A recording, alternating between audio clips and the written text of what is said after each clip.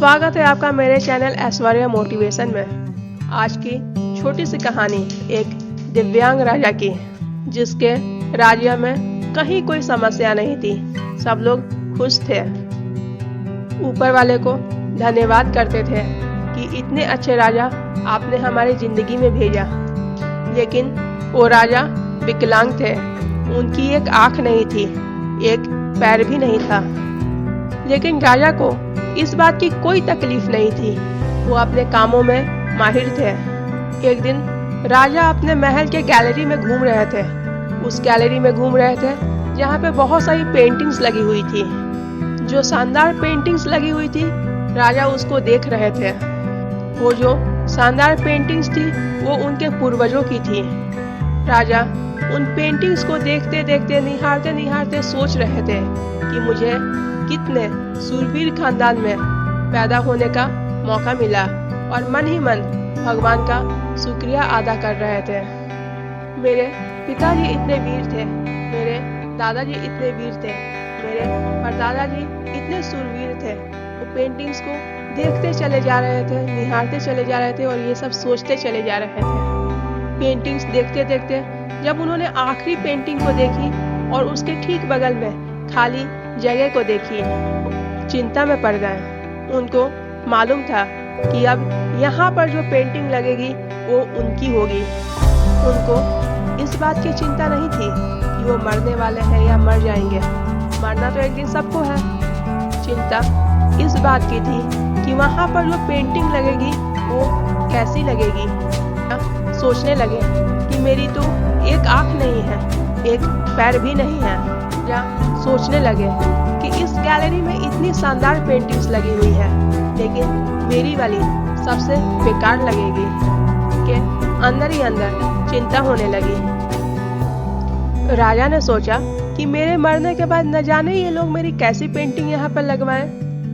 क्यों ना मैं एक काम करता हूँ, मैं जिंदा हूँ, मेरे जीते जी एक शानदार पेंटिंग बनवाता हूँ।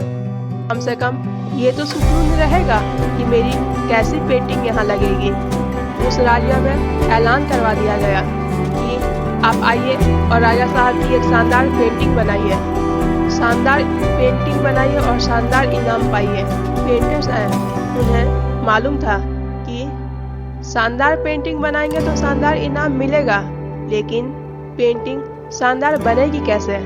राजा की एक आंख नहीं है, एक पैर नहीं है, ऐसे में राजा की क्या ही तस्वीर बनेगी। साथ में पेंटर्स ये भी सोच रहे थे कि इनाम की बात तो छोड़िए, लेकिन अगर खराब तस्वीर बन गई और राजा गुस्सा हो गए तो सजा भी तो मिलेगी। यही सोचकर वहां के बड़े बड़े पेंटर्स भी सामने नहीं आए। बहुत प्रयास करने के बाद एक छोटा लड़का आया और कहा कि राजा साहब, मैं आपकी पेंटिंग बनाऊंगा, मुझे 24 घंटे दीजिए। बड़े बड़े पेंटर्स हैरान रह गए कि ये बच्चा आखिर क्या चाहता है। फांसी पे लटकना चाहता है, राजा को गुस्सा दिलाना चाहता है, राजा की क्या ही पेंटिंग बनाएगा। लेकिन राजा को भरोसा था और कहा राजा ने कि ठीक है, आप बना करके ले आइए। अगले दिन वो लड़का पेंटिंग बना करके लाने वाला था। पूरी दरबार भरी हुई थी, दूर दूर से भी लोग आए हुए थे देखने के लिए कि वो लड़का कैसी पेंटिंग बना करके लाता है। जब वो लड़का राजा की पेंटिंग बना करके ले करके आया तो सब लोग तालियां बजाने लगे, सीटियां बजाने लगे। जब राजा ने वो पेंटिंग देखी तो राजा बहुत खुश हो गए और राजा ने उस लड़के से कहा कि वाह, इससे अच्छी पेंटिंग तो मेरी बन ही नहीं सकती, और इतनी अच्छी पेंटिंग तो मेरे पूरे गलियारे में नहीं है। ये पेंटिंग अब तक की सर्वश्रेष्ठ पेंटिंग में से एक है। राजा ने उस लड़के को बड़ा इनाम दिया। लेकिन आप सोच रहे होंगे कि उस लड़के ने राजा की क्या पेंटिंग बनाई होगी, जिसकी एक आंख नहीं थी, एक पैर भी नहीं था। उस लड़के ने राजा को एक घोड़े पे सवार दिखाया। एक साइड से वो तस्वीर थी जिसमें राजा का एक पैर दिख रहा है और राजा निशाना साध रहे थे। और जब निशाना साधते हैं तो एक आंख बंद होती है। एक आंख बंद थी, वही वाली आंख बंद थी जो राजा की थी ही नहीं। इस तरीके से उस लड़के ने राजा की एक आंख बंद कर दी, एक ही पैर दिखाया, राजा को घुड़सवार दिखाया, निशाने बाज दिखाया और इतनी कमाल की पेंटिंग बनी। वो अब तक की सबसे बेस्ट पेंटिंग थी। उस लड़के के सामने भी चुनौती थी, संकट था, लेकिन उसने पॉजिटिविटी का साथ नहीं छोड़ा। इसी तरह से जिंदगी में चाहे जो संकट आ जाए, लेकिन हमेशा पॉजिटिव रहिए।